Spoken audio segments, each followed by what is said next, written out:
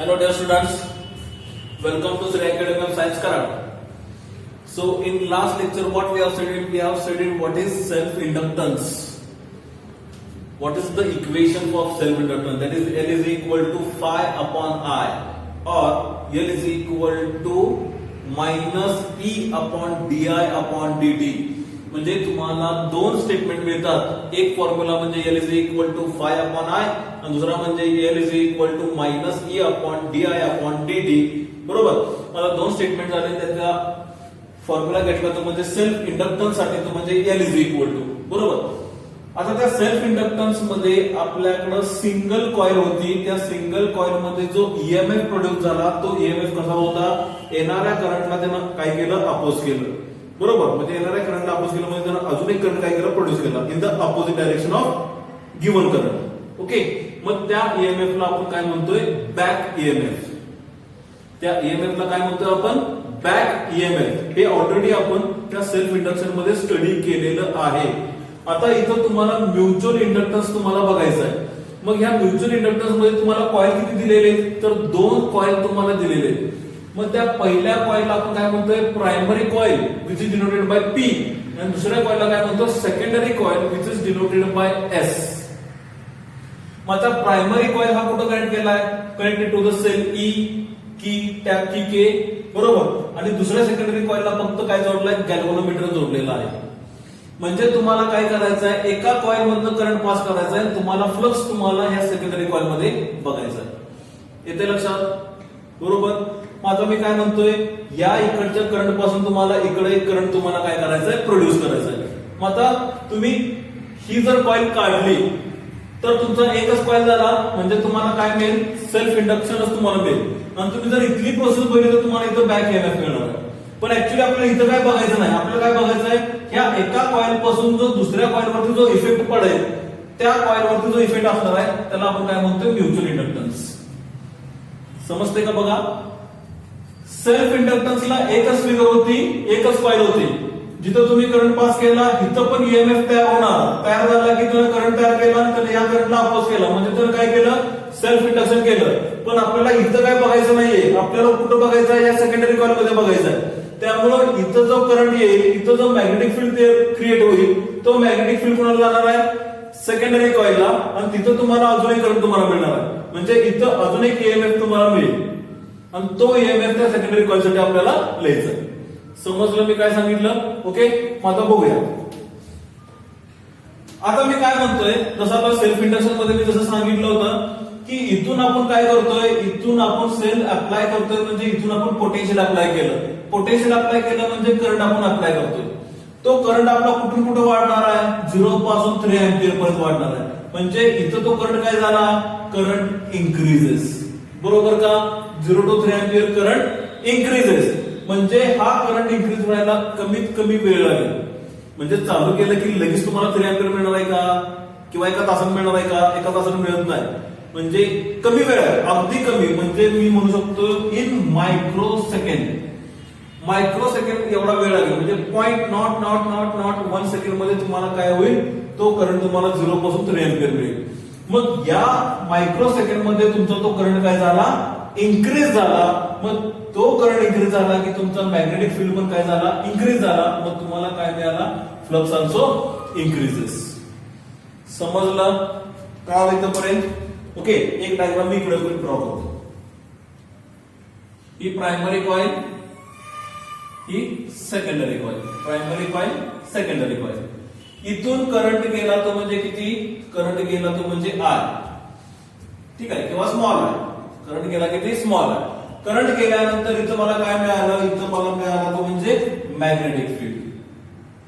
इथं काय मिळाला? Magnetic field. मग आता ही फील्ड कुणाला गेली? सेकंडरी कॉइलला गेली. म्हणजे इथं काय झालं? हा करंट तुमचा जसा इन्क्रीज झाला तसाच फील्ड पण काय झाला? इन्क्रीज झाला. तसाच फ्लक्स काय झाला? इन्क्रीज. म्हणजे there is a change in magnetic flux. Change in flux म्हणजे आपण काय सांगतो? According to Faraday's law change in magnetic flux EMF is induced किंवा करंट इज इंड्यूस्ड. म्हणजे इथं तुम्हाला करंट बघायला मिळेल. सॉरी डायरेक्शन सेम झाली. इथं आपल्याला करंट बघायला मिळेल आणि तो तुम्हाला इथं गॅल्व्हनोमीटर डिफ्लेक्शन दाखवणार. येते लक्षात? समजलं? मग आता करंट एकतर तो क्लॉकवाईज असेल किंवा अँटी क्लॉकवाईज असेल, म्हणजे it depends on the field. Field जर इन्क्रीज झाली तर फील्ड त्याला डिक्रीज करावी लागेल, आणि जर फील्ड डिक्रीज झाली तर त्याला फील्ड काय करावी लागेल? डिक्रीज करावी लागेल अकॉर्डिंग टू लेन्झ लॉ. येते लक्षात? अपोज करणार, येणाऱ्या करंटला तो अपोज करणार किंवा येणाऱ्या फील्डला तो अपोज करणार. बरोबर? जर समजा फील्ड त्याला जास्त मिळत असेल तर तो त्याला काय करणार? अपोज करून फील्ड कमी करणार, किंवा फील्ड जर त्याला कमी मिळत असेल तर तो त्याला अपोज करून फील्ड त्याला जास्त करून घेणार.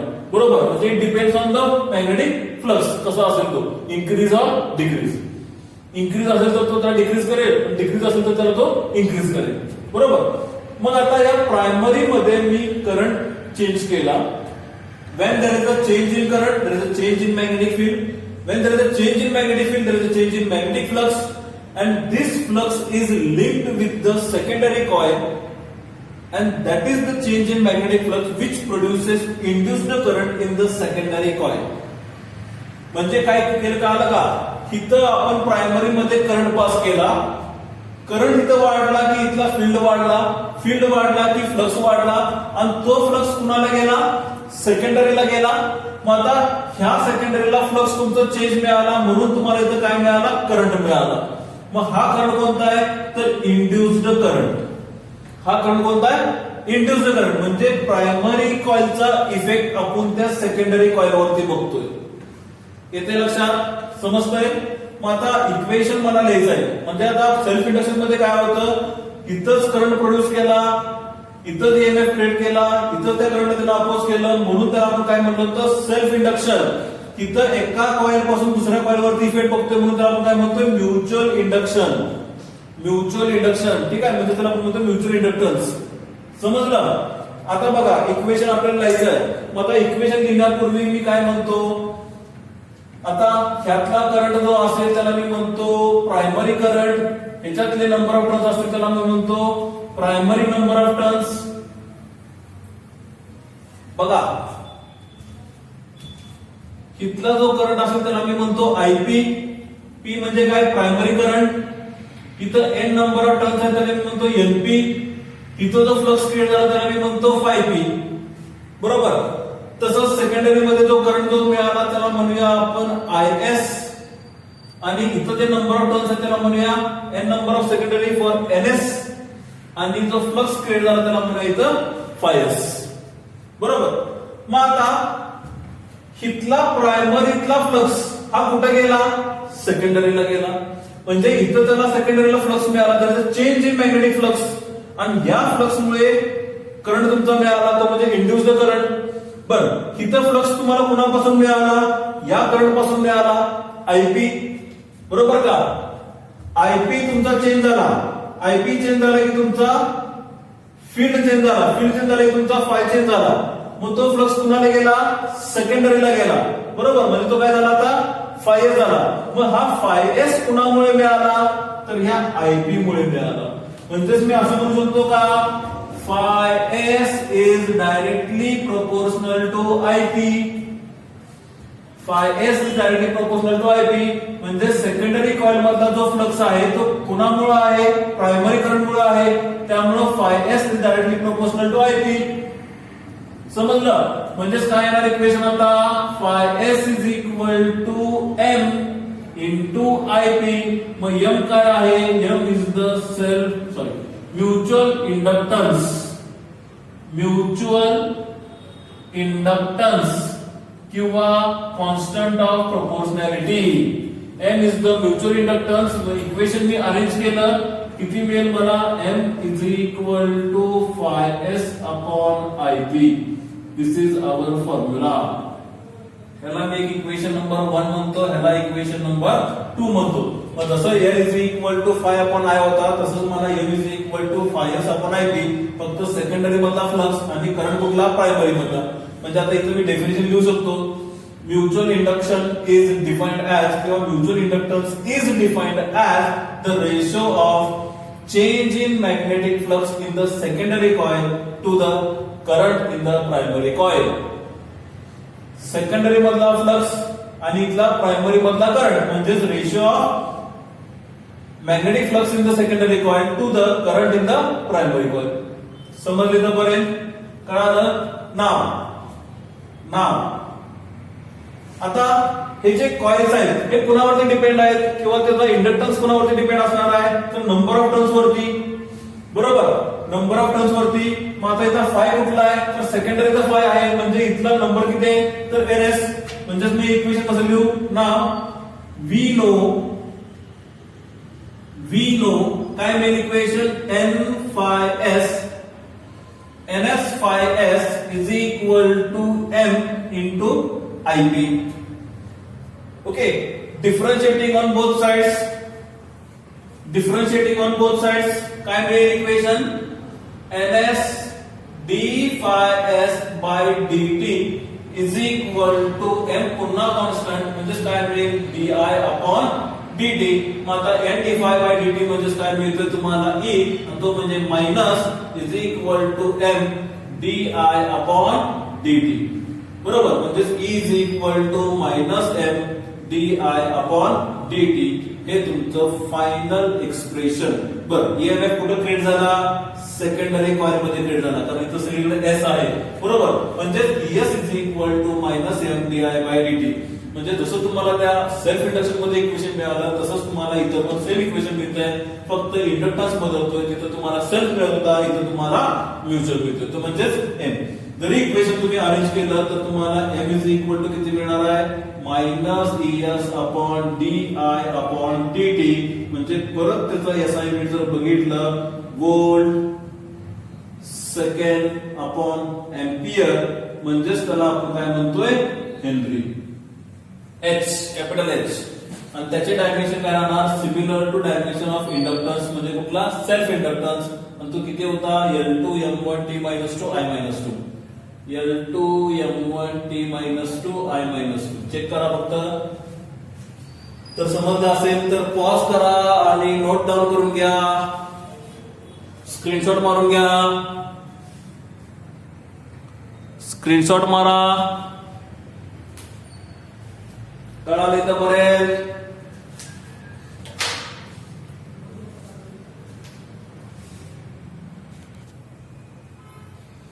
डेफिनेशन ऑफ 1 हेनरी आपल्याला डेफिनेशन लिहायचे. एक्झामला तुम्हाला जर विचारलं write the definition for 1 Henry तर तुम्हाला काय लिहायचं बघा. तर फॉर्म्युला तुमचा इथं आहे m is equal to minus e upon di by dt. EMF चं युनिट काय तर वोल्ट, करंटचं युनिट काय एम्पियर आणि टाइमचं युनिट किती सेकंड. म्हणजेच काय मिळणार आहे volt divided by ampere divide by second. Okay, म्हणजे सेकंड वरती गेल्यामुळे वोल्ट सेकंड पर एम्पियर म्हणजे तर आपण काय म्हणतो हेनरी. मग आता काय येणार बघा if 1 ampere per second is the rate of change of current in primary coil. म्हणजे हा करंट कुठे बघितला आपण प्रायमरी कॉइल मध्ये बघितला. If 1 ampere per second is the rate of change of current in primary coil, the induced EMF produced in secondary coil is 1 volt, then mutual inductance is 1 Henry. तसंच तुम्ही self inductance पण लिहू शकता. 1 ampere per second is the rate of change of current. The induced EMF produced in coil is 1 volt, then self inductance is 1 Henry. ठीक आहे, म्हणजे तुम्ही कुठेही लिहू शकता. तुम्ही म्युच्युअल मध्ये लिहू शकता किंवा तुम्ही सेल्फ मध्ये लिहू शकता. त्यामुळे दोन्हीसाठी हा डेफिनेशन येतोय. त्यामुळे हा पॉइंट लिहून घ्या डेफिनेशन ऑफ 1 हेनरी. ओके, तर कम्प्लीट करून घ्या. पुढचा पॉइंट आपल्याला बघायचा आहे एनर्जीचा. तर पॉज करा किंवा स्क्रीनशॉट मारून घ्या.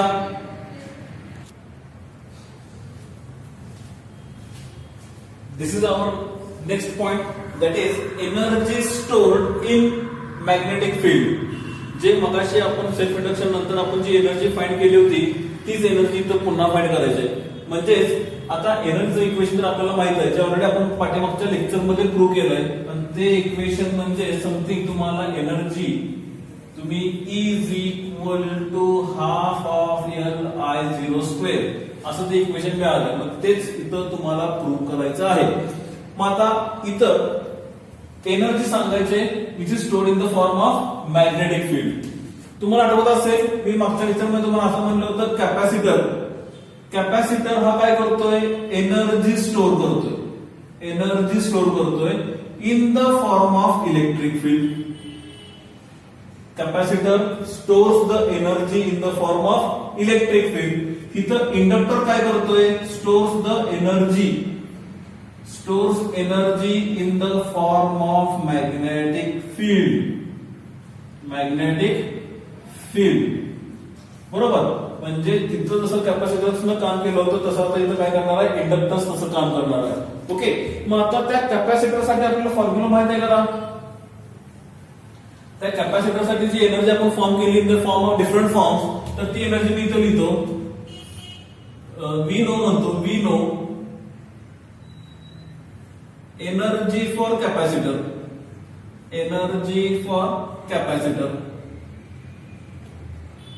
is given by म्हणजेच UE is equal to half Q square upon C equal to half CV square बरोबर का कॅपॅसिटर मध्ये जी एनर्जी फाइंड केली ती म्हणजे इलेक्ट्रिक फील्ड साठी एनर्जी फाइंड केली बरोबर म्हणजे energy for electric field is equal to half of Q square upon C is equal to half of C square C म्हणजे कॅपॅसिटन्स बी म्हणजे वोल्ट क्यू म्हणजे चार्ज सी म्हणजे capacitance okay आता तसंच या इक्वेशन वरून मला आता या एनर्जी स्टोअर्ड मॅग्नेटिक फील्ड साठी इक्वेशन लिहायचं आहे म्हणजे जसं युई आहे तसं मला युबी साठी मला इक्वेशन लिहावं लागेल ठीक आहे मग आता मी काय म्हणतो मग आता आपल्याकडे सेल आहे तो सेल काय करतोय करंट त्या सर्किट मध्ये पास करतोय बरोबर सेल काय करतोय करंट सर्किट मध्ये पास करतोय म्हणजे सेल काय करणार आहे cell provides the energy cell काय करतो एनर्जी प्रोव्हाइड करतो म्हणजे तिथं जर वाटरमध्ये जर इंडक्टर असेल तर ती एनर्जी इथं काय होणार इथं ती एनर्जी स्टोअर होणार ओके मग आता हा एनर्जी इथून घेऊन जाणार चार्ज आणि तो इथं स्टोअर करणार आणि इथून पुन्हा तो काय होणार एम्प्टी म्हणून पुढे येणार परत इथून तो एनर्जी घेणार परत तो पुढे जाणार इथे स्टोअर करणार इथे एम्प्टी होऊन पुन्हा तो पुढे येणार पाठीमागे येणार ही प्रोसेस त्या सेलसाठी चालू राहिली मग ही एनर्जी कोण घेऊन जाणार तर एनर्जी घेऊन जाणार तो म्हणजे चार्ज मग मी काय म्हणतो let small amount of work done on the charge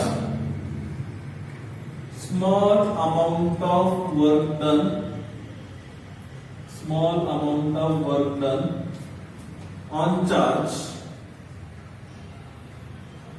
is given by dw is equal to E into dq minus sign म्हणजे इथं मायनस साइन का तर चार्ज आणि ईएमएफ जे both are in the opposite direction कारण आता इथं काय झालं इथं ईएमएफ इंड्यूस झाला इथं तुम्हाला प्लस मिळाला इथं तुम्हाला मायनस मिळाला ठीक आहे म्हणजे हा इकडे येतोय चार्ज आणि इकडे तुम्हाला ईएमएफ मिळतो त्यामुळे मायनस ई बरोबर म्हणजेच काय तर चार्ज आणि ईएमएफ जे both are in the opposite direction minus M against EMF okay समजलं इथपर्यंत आता dw is equal to minus E into dq आता त्याच बरोबर E चं इक्वेशन आपल्याला माहित आहे we know E is equal to minus L upon di by dt चुकलं का चुकलं E is equal to minus L di upon dt बरोबर का बरोबर ती व्हॅल्यू काय करायची इथं सबस्टिट्यूट करायची म्हणजे काय मिळणार इक्वेशन तर work done dw is equal to minus E म्हणजे पुन्हा minus L di by dt आणि राहिलं किती equation into dq minus plus dw is equal to L di and dq by dt असं मी इक्वेशन लिहितो अरेंज केलं equation dq by dt म्हणजे काय तर I म्हणजे dw is equal to L into I into di हे मिळालं आपल्याला एक्सप्रेशन वर्क डनचं याला मी म्हणतो इक्वेशन नंबर फर्स्ट समजलं small amount of work done on charge is given by dw is equal to e to dq म्हणजे formula तुम्हाला आठवत असेल वर्क पोटेन्शियलचा फॉर्म्युला काय work done per unit charge is equal to w upon q v च्या ठिकाणी EMF आपल्याकडे आहे तो म्हणजे E is equal to w upon q म्हणजे small amount of work done on charge म्हणजे dw अपॉन dq मग dw is equal to minus e to dq minus sign का तर ईएमएफ आणि चार्ज ते both are in the opposite direction किंवा charge dq is against the EMF असं पण म्हणू शकतो ओके मग त्याबरोबर ईएमएफ चे इक्वेशन आपल्याला माहित आहे is equal to minus L D I by dt ती व्हॅल्यू आपण इथे सबस्टिट्यूट केली मायनस मायनस प्लस झाला L D I by dt to dq मग dq बाय dt चे इक्वेशन लिहिलं आणि dq बाय dt म्हणजे काय तर i बरोबर हा झाला वर्क डन आता आपल्याला काय करायचं आहे टोटल वर्क डन फाइंड करायचं आहे टोटल वर्क डन पण टोटल वर्क डन ला काय येणार तर w is equal to integration of dw integration of dw बर इंटिग्रेशन कोणासाठी घेतोय म्हणजे तो करंट आपण इन्क्रीज करतोय कुठून कुठे तर 0 पासून I पर्यंत स्टेडी करंट मध्ये आपण बघितलं होतं ना 0 टू I0 असं म्हणलं होतं मग आता इथे मी डायरेक्टली I म्हणतो ओके मग आता dw चे इक्वेशन घ्यायचं यामध्ये w is equal to integrating 0 to I l into I into di l तुमचा कॉन्स्टंट म्हणजे w is equal to l integration 0 to I into di I di म्हणजे I square by 2 म्हणजे w is equal to l I square by 2 इथे येणार I इथे येणार 0 final आपले किती असणार आहे की w is equal to half l I square हे झालं total work done which is in the form of energy कोणती एनर्जी मॅग्नेटिक फील्डची एनर्जी मग UV is equal to half of L I square हे तुमचं फायनल एक्सप्रेशन समजलं का तर पॉज करून हे नोट डाऊन करून घ्या किंवा त्याचा स्क्रीनशॉट मारून घ्या पॉज करून नोट करा स्क्रीनशॉट मारून घ्या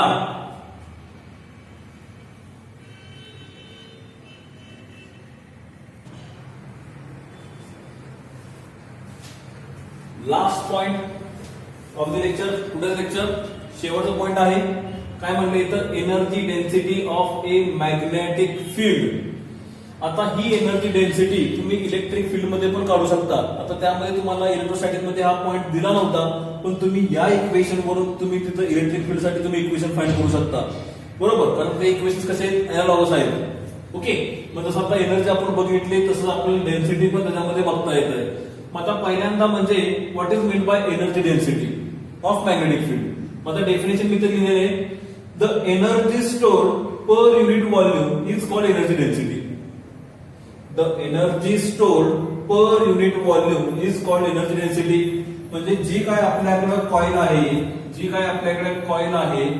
ती कॉइल मध्ये काय त्याच्या व्हॉल्यूम मध्ये ती काय होईल एनर्जी इथं स्टोर होईल व्हॉल्यूम एरिया इंटू लेंथ बरोबर त्या व्हॉल्यूम मध्ये त्याची एनर्जी काय होणार आहे स्टोर होणार आहे म्हणून आपण काय म्हणतोय energy stored per unit volume is called energy density आणि energy density is denoted as small UB is equal to एनर्जीला कॅपिटल UB अपॉन व्हॉल्यूम म्हणजेच V which is equal to UB upon volume म्हणजेच किती येणार तर area into length म्हणजे इथं मी L consider केला बरोबर एरिया इंटू लेंथ समजली तर पर्यंत ओके माझा तसंच मी इलेक्ट्रिक फील्ड साठी पण लिहू शकतो सेम फॉर्म्युला येणार फक्त इथं बी च्या ठिकाणी काय येणार इथं ई येणार इथं बी च्या ठिकाणी काय येणार ई येणार म्हणजे स्मॉल ue is equal to ue upon v म्हणजे ue upon a into l okay parallel मी तुम्हाला ते पण सांगत जाईल ते इक्वेशन तुम्हाला कसं मिळतं ते ओके आता इथं ती एनर्जी तुमची त्या कंडक्टर मध्ये काय झाली किंवा त्या इंडक्टर मध्ये काय झाली स्टोर झाली एनर्जी कशी स्टोर झाली तर त्या पर युनिट व्हॉल्यूम प्रमाणे कळलं मग आता एनर्जीचं इक्वेशन आपल्याला माहित आहे हाफ Li स्क्वेअर UB बरोबर म्हणजे आता इथे एक एक्सप्रेशन काय मिळणार तर UB is equal to half Li square divided by area into length हा L म्हणजे इंडक्टर आहे बरं का आणि हा स्मॉल l म्हणजे लेंथ आहे त्या इंडक्टरसाठी स्मॉल l म्हणजे length of the inductor capital L म्हणजे इंडक्टन्स त्यामुळे L ला L कॅन्सल करायचा नाही बरोबर Li स्क्वेअर अपॉन AL म्हटल्यानंतर आता मला काय करायचं आहे, इंडक्टर पर युनिट लेंथचं इक्वेशन मला लिहायचं आहे. म्हणजेच UB is equal to L upon small l into I square upon 2A. L upon L आणि I square upon 2A. चला म्हणूया equation number first, equation number second. UB is equal to म्हणजे energy density is equal to inductor upon length into करंटचा square upon 2 into twice of area of the coil किंवा inducting coil. आता पुढे आता आपल्याला काय माहित आहे,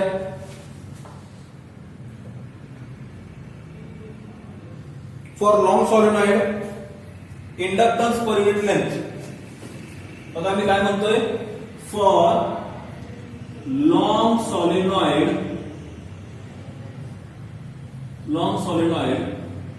inductor per unit length is equal to mu 0 n square a mu 0 n square a. समजलं? म्हणजे आपण सॉलिनॉइड मध्ये कुठेतरी हे एक्सप्रेशन आपण लिहिलेलं आहे. कोणतं इक्वेशन ते, इंडक्शन ऑफ सॉलिनॉइड मध्ये, बरोबर. Inductance upon length is equal to mu 0 n square a. मग आता ही व्हॅल्यू काय करायची, इक्वेशन 2 मध्ये सबस्टिट्यूट करायची. त्याला मी म्हणतो इक्वेशन नंबर 3 सबस्टिट्यूट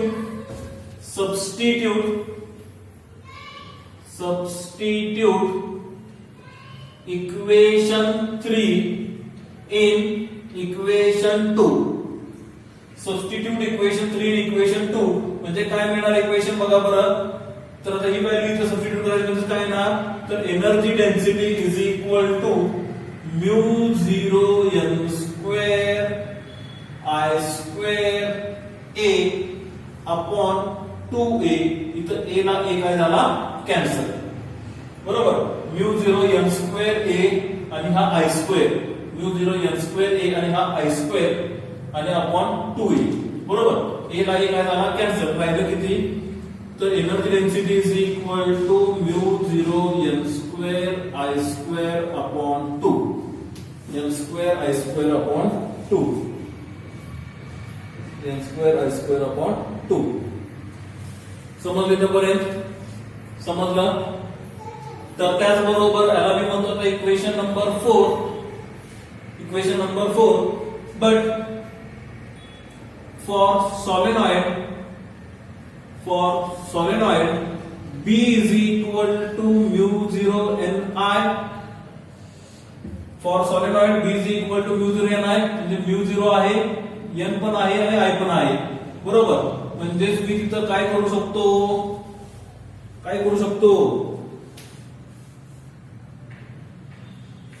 ठीक आहे. म्हणजे आता मी म्यू 0 इथं कॉमन घेतो, म्हणजे इथं मी म्यू 0 मल्टिप्लाय होणार इथे काय सर, म्हणजे आता इथं n स्क्वेअर आहे I स्क्वेअर आहे, म्हणजे इथं पण मला स्क्वेअर घ्यावा लागेल. मग स्क्वेअर घेतलं तर मला इथं मल्टिप्लाय करावं लागेल या 2 ला, बरोबर. म्हणजे multiply mu 0 on the right hand side म्हणजे काय मिळेल, UB is equal to mu 0 square n square I square upon 2 mu 0. म्हणजे आता हे इक्वेशन मी जर याच्यामध्ये सबस्टिट्यूट केलं तर काय मिळणार, energy density is equal to b square upon 2 mu 0, b square upon 2 mu 0. This is our final equation for energy density, that is b square upon 2 mu 0. तसंच मी डायरेक्टली इक्वेशन इलेक्ट्रिक फील्ड साठी मी जर घेतलं तर हा mu 0 हा constant आहे. Permeability मला तिथं परमिटिव्हिटी घेतली पाहिजे आणि ते कसे तर इन्व्हर्सली प्रोपोर्शनल आहे. म्हणजे तिथं मला इक्वेशन काय मिळेल, UE is equal to B च्या ठिकाणी येणार E स्क्वेअर इलेक्ट्रिक फील्ड, इथं मॅग्नेटिक फील्ड, इथं हाफ तर येणारच आणि U0 म्हणजे इथे येणार एप्सिलॉन 0 म्हणजे half of epsilon 0 E square electric field साठी. हे आलं इलेक्ट्रिक फील्ड साठी, हा मिळाला तुम्हाला मॅग्नेटिक फील्ड साठी. समजलं का? तर पॉज करून नोट डाऊन करा. इथं का आलं का, इथं म्यू 0 पण कॉमन घेतलाय, म्हणजे थोडक्यात काय केलंय, म्यू 0 चा स्क्वेअर आणलाय, त्यामुळे इथं मी म्यू 0 आणि म्यू 0 मल्टिप्लाय केला, त्यामुळे हे इक्वेशन तुम्हाला असं मिळालं. जर इथं कॅन्सल केलं तर तुम्हाला ओरिजिनल इक्वेशन मिळेल. ठीक आहे. मग आता इथं काय केलं मी याची व्हॅल्यू इथं सबस्टिट्यूट केली म्हणजे energy density is equal to v² upon 2μ0 and this is the expression for energy density of a magnetic field. शेवटला एक वाक्य लिहा, सेंटेन्स लिहा. The above expression shows energy density of a magnetic field and similarly UE is equal to half of epsilon 0 E square. This expression shows energy density for electric field. असं लिहा. Analogous equation. Okay, म्हणजे तुम्हाला एकाच point मध्ये दोन point तुमचे होऊन जातात. समजलं? कळालं का? तर हा पॉइंट तुमचा बोर्ड साठी डिलीट केलेला आहे. हा पॉइंट बोर्ड साठी डिलीट केलेला आहे. इम्पॉर्टंट असल्यामुळे तुम्ही आता घेतलेला आहे. फक्त याचा फॉर्म्युला तुमच्या लक्षात राहिला पाहिजे. Energy density of a magnetic field, energy density of A electric field. समजलं? तर पॉज करा आणि हे पहिल्यांदा नोट डाऊन करून घ्या किंवा त्याचा स्क्रीनशॉट मारून घ्या. स्क्रीनशॉट मारा किंवा पॉज करून नोट डाऊन करून घ्या. तर आजचं लेक्चर आपण आज इथंच थांबवतोय. होप सो तुम्हाला आजचं लेक्चर समजलं असेल, आवडलं असेल. जर मित्रांनो तुम्हाला लेक्चर आवडला असेल तर प्लीज त्या व्हिडिओला लाईक करायला विसरू नका. आणि जर तुम्हाला काही कमेंट देऊ वाटलं तर तुम्ही कमेंट करा किंवा आणि काही डाऊट असेल तर माझा नंबर तुमच्याकडे आहेच. तुम्ही मला व्हॉट्सअप करू शकता किंवा तुम्ही मला कॉल करू शकता. तुमच्या डाऊट्स क्लिअर केले जातील. समजलं? आणि त्याचबरोबर आजच्या लेक्चरसाठी विद्यार्थी मित्रांनो thank you and hope so you enjoy today's lecture. Have a nice day.